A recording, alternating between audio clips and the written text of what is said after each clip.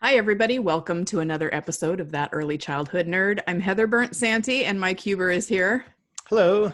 Mike and I are going to do another episode in this experiment that we're doing where he listens to an episode of That Early Childhood Nerd and then wonders what I think about something that that was discussed, or prods me to go a little further and connect it to practice.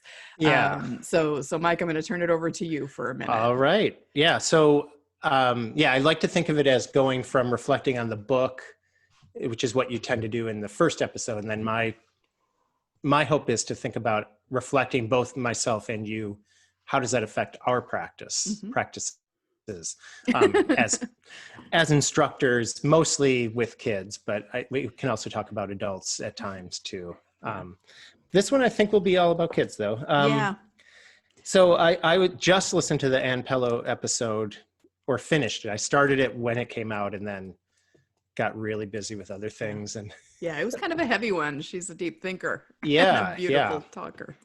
And I had a hard time thinking because I was trying to remember before I listened to the rest of the episode, like, because I have so many things where I've read an article by her and then tried something in the room over the years. So I was like, wait, what was actually from this episode about this book, which I haven't read, admittedly, but I loved the title, which actually I don't have it pulled up now. Oh, I got it. You read the title? Yeah. We'll just take turns knowing things today. Yeah. So the title is From Teaching to Thinking, A Pedagogy for Reimagining Our Work, which Ann co-wrote with Margie Carter. Great. Yeah. And so for me, I was curious because I think you said a few things in there.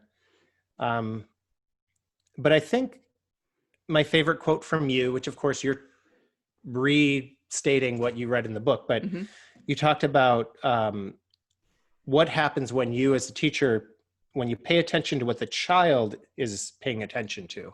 And I really liked, I guess the W is the word attention, right? That, yeah. Well, go ahead. Yeah. So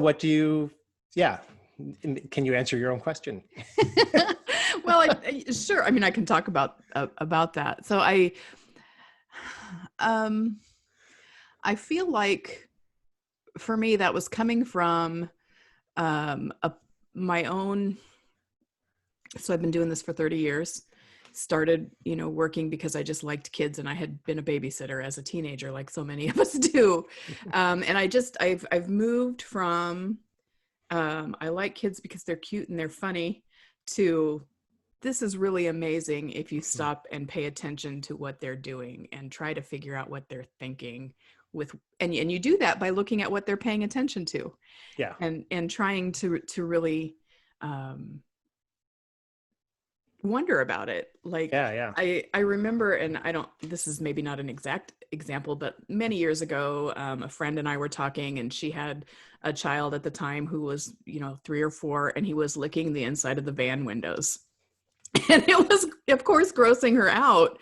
And my reaction was, I just want to know the thought process that led up to that. Like, I want to know what happened in his brain that ended with, I'm just going to put my tongue on this van window. And then I wonder that after doing it once, what was the thought process of like, oh, I'm going to keep doing this. Right. This is definitely worth another shot. So I don't know if that's what you mean, but that's the example that came to mind for me. And so in my work now, I'm back at the speech language clinic where I'm the early childhood specialist at the university here. And it's changed, of course, because of COVID. It's not just a full preschool with speech and language therapies embedded. It's more small group specific therapy sessions with a couple children at a time. So granted, it's very different, but that's one of the things that it's hardest to help other adults do is look at what the child is paying attention to. And then if you have to have goals, and with speech language therapy, of course, they have to have some goals for that child. So practicing it myself and helping them see that instead of suggesting other ideas that come to your mind, we really need to practice watching what has their attention, noticing what has their attention. So I talk to them about things like, don't just notice that they love the kitchen area, notice what specifically they're doing with the plastic fruit that we have in the kitchen area. Because it might not be really about cooking. It might be about shapes or sizes or space or sounds. Like it could be something completely different that's captured their attention than what our assumption is. And so I find that I have to slow myself down so that I can sort of articulate that for the other adults who are practicing that. That was the phrase I was thinking of too, slowing down, because I find the same thing. So I coach teachers, and they'll, you know, I'll kind of ask, like, what is the child like doing or something, if they're wondering about a child, you know, some behavior or something. And so there's one child in particular, maybe a year ago, it was before COVID. So there's a little more freedom to, like, because now I can only observe for 15 minutes at a time usually. Right. Then you got to get your germs out of the room. Yeah. So there was a toddler, and they were talking about, oh, she just goes from one thing to another. And I said, well, that's pretty typical for a toddler anyways, but, you know, I can go in and observe. And this girl had, what were the things? They were like these little round, like, the classroom used a lot of loose parts. So I can't remember exactly what they were. They were little round things. So she was pretending they were eggs. I don't remember what material they were. They were large enough to not be chokeable. I know that. But she was like in the, they had them in the pretend area, you know, like, and she put them on a plate. So it looked like she was pretending they were food, right? So I think the initial, if you just viewed it when you're working with all the toddlers, it's like, oh yeah, she's pretending to, you know, put food on a plate. And then they look over again, and she's over in the book area. And then she's over, you know, and it's true, she was going around and around. But I got to just watch her for 25 minutes. And what was surprising was not that she was flitting about, which you'd expect from toddlers, but she actually had one scenario the entire time for 25 minutes, which is really unusual. But what she was doing was, these were eggs. And so I, you know, was close enough, I could hear her say, like under her breath, kind of, you know, that self-talk, like, oh, I got to take care of the eggs. I'm going to go put them in the cave. And then she went over to the book area and kind of put them, like, there were pillows back then when we could have pillows in the classroom. And she kind of put them under, like, the pillow is the cave, sort of the way it was leaning. You know, there's just enough space to slip the plate of eggs. It wasn't cave. A plate for her, whatever, into the cave. And then she went over and she was making like I think she called it a nest, but it was with blocks. So she's thinking about the eggs over on the other side of the room that she's not looking at anymore, right? So there's this working memory skill going on that's actually pretty, I don't want to say advanced because that makes it sound like a race. Sophisticated. Yeah. And she's making this nest, and she's talking about the nest, and this will be a safe place for the eggs. I mean, she didn't use full sentences, and I'm not going to try to pretend to talk like her right now.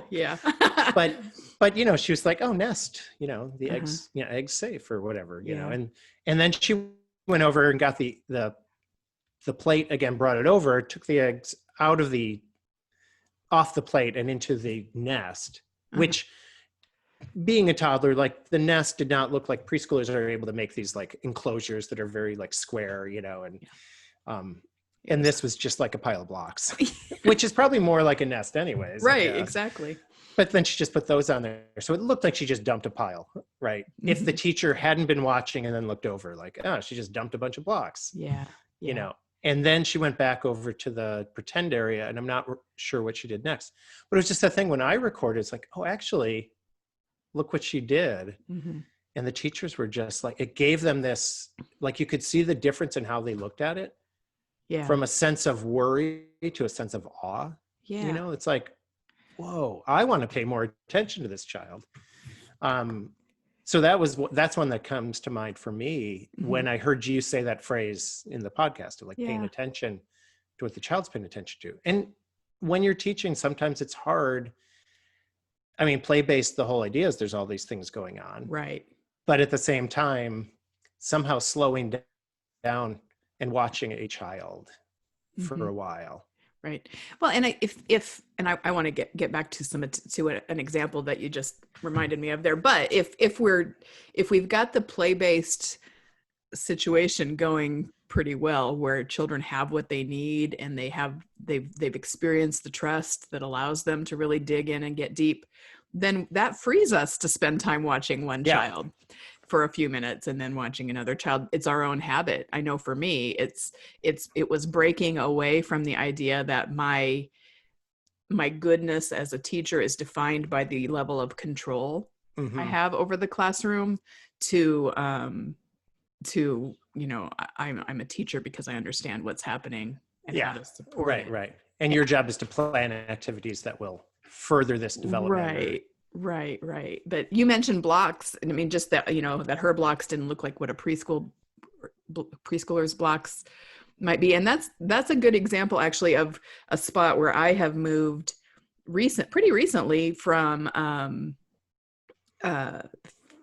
thinking I know what children need to paying attention to what they're paying attention to, really, because the idea of stages of block play, and I say it's embarrassing, but I don't know that it's embarrassing, that I'm just sort of discovering this, decades into my career, that there are definable, recognizable stages of block play. But this is what I have experienced, and what I see is that we sit down with a child who maybe is just lining up blocks, and we try to model for them how to build up into a tower. Instead of paying attention to what I'm now trying to do is, what does this line mean? Where is it going? What are they going to do with it next if I just leave them alone with it? Yeah. And we have some checklists that want to measure a 3 or 4 year old's, it's part of a checklist for indicators of developmental delay that I've seen. And one of the things is, they don't build up with blocks or whatever. But if they haven't had that practice, and I haven't given them that if they've never seen wooden unit blocks before and they're 3 and they start with that lining up stage, it helps me to know what to pay attention to in that moment. So that idea of the nest not looking like what an older child's nest might look like, right, just reminded me, this is an area where I feel like I'm still figuring out what to pay attention to, and I need some information sometimes for that. It's not just sitting and wondering, although that's one of my favorite things to do. Sometimes it's going out and getting some information about what. And I find it interesting. I worked briefly at Bank Street, which is where the whole idea of unit block play started and things. And what I find interesting reading about the development of that is that early Bank Street, the whole idea was the only way we're going to know about children is to observe children. Right. And so the idea as a teacher, revolutionary. I know. And so the idea was, okay, we've made these blocks, right? I'm totally spacing on her name right now, the woman who developed the blocks. I should remember It's not Lucy Sprague Mitchell, Caroline Pratt, no. Caroline something. I think, Pratt, I think is last name. Yeah. Caroline Pratt. And she, the idea was she designed something so that, she was thinking this is going to help with their thought, whatever. There was definitely thought into having a unit and then multiples of that unit. But from there, it was like, and now what will children do with it? And so what we now talk about as stages of block play were her observations, and probably more accurately, her grad students' observations of the block play. Like, that's what becoming a grad student or getting your master's at Bank Street was at the time, and still is to a certain degree from what I know about it. But it's to observe, like, don't, but it's just funny because now we're at that stage where those observations from 100 years ago are now like, this is the stages that go through it. And so there's a delay if it's not happening. Which, and it's interesting, right? Right. I got myself into a little bit of trouble challenging that as a checklist. And that's a hard thing because I also, I work with, we're an inclusion school. So we do, kids won't get services if they aren't identified as having delays. So there's a reason for it. And at the same time, I think we always have to be questioning what we're considering the typical, is typical block play in 2020 the same as 1920? I can't imagine it is. And then thinking if we went 60 years earlier than that, it would have been like Froebel's blocks, which didn't have this unit measurement, so I don't know. It's just interesting to me, like what, we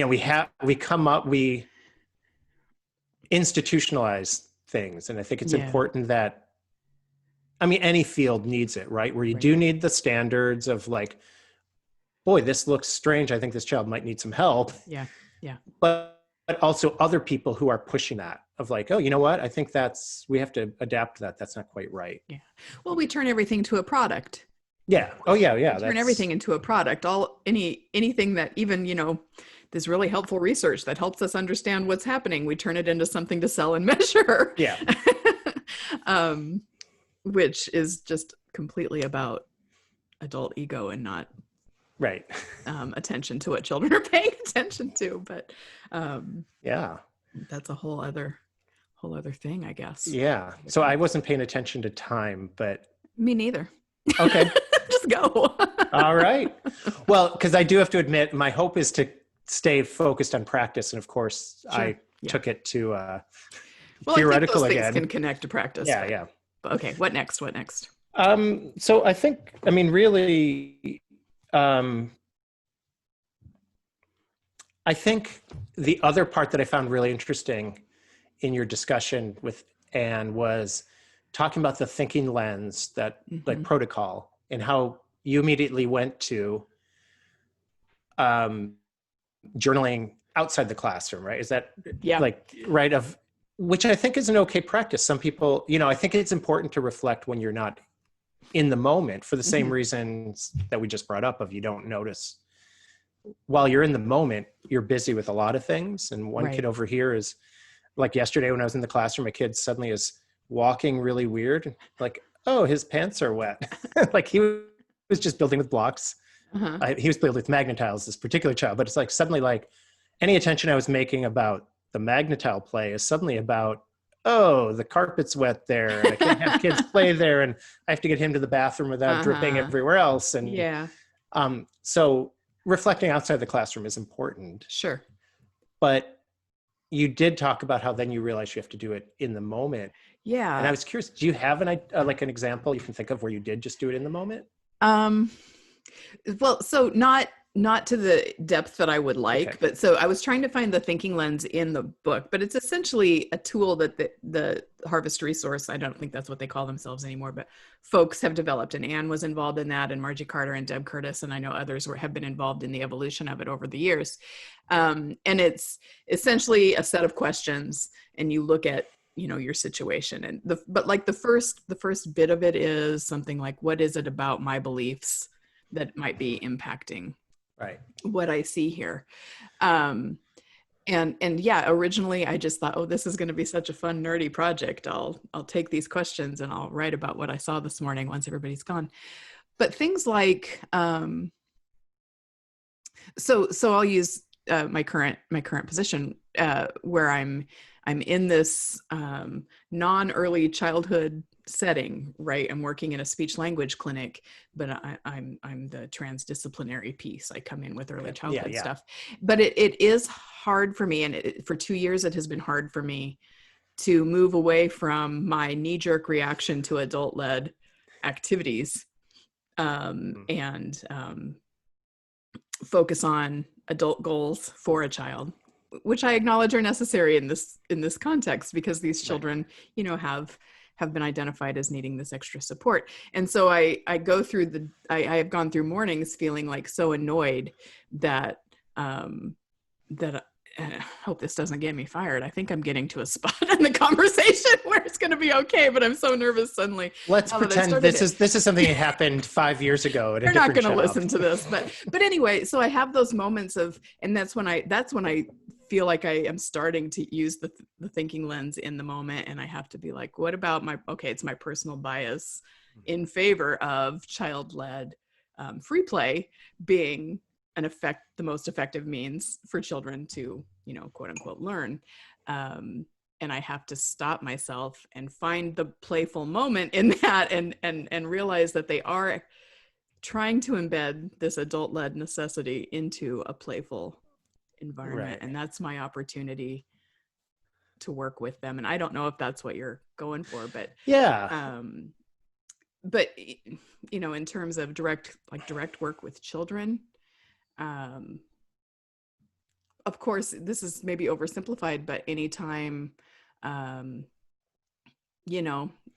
a little boy trying to assign girly work in the dramatic play center, of course, then I have to get into that thinking lens and and try to understand. But I mean, I'll admit that's something I am still in such progress with, that it's hard for me to connect it to practice in a more articulate way than that. But I'm still on that first question. What is it about this and my personal belief or bias or experience that's keeping me from seeing what's really happening here?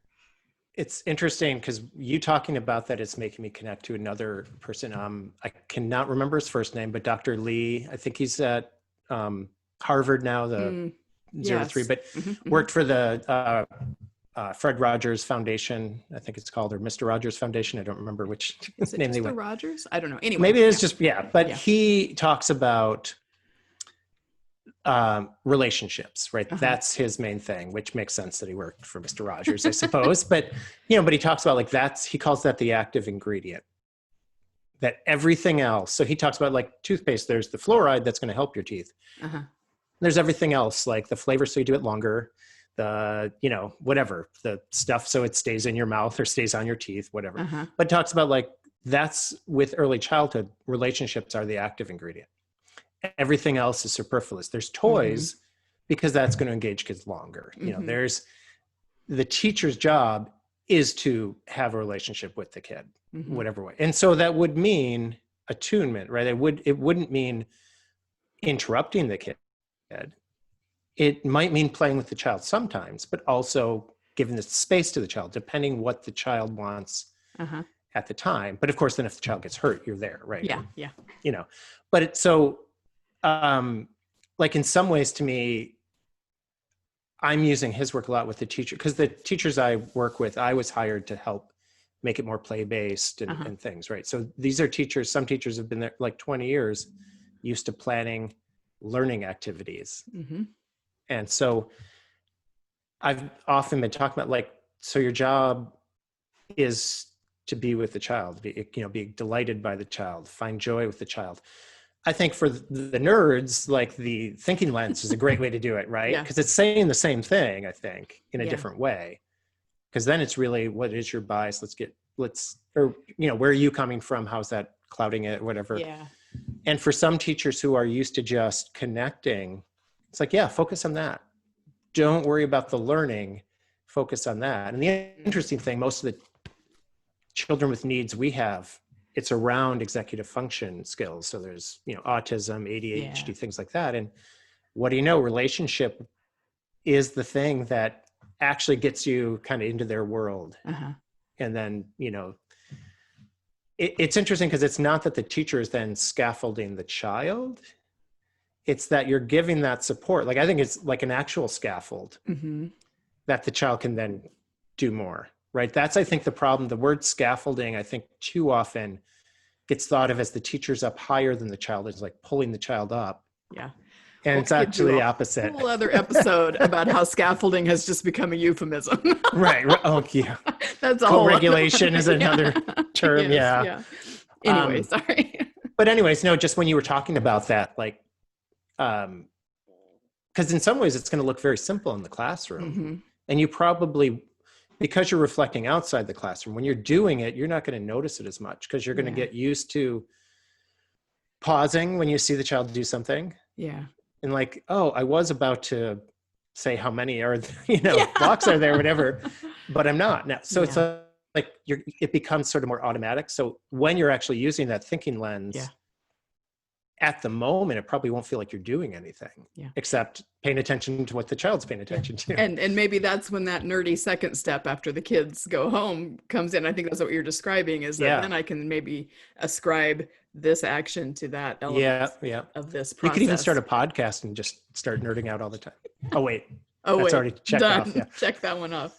But I think that's the part, like there is time for reflection that's more like in depth, but when you're doing it, it's actually a really simple thing. It's like you took 3 breaths and then interacted with the child.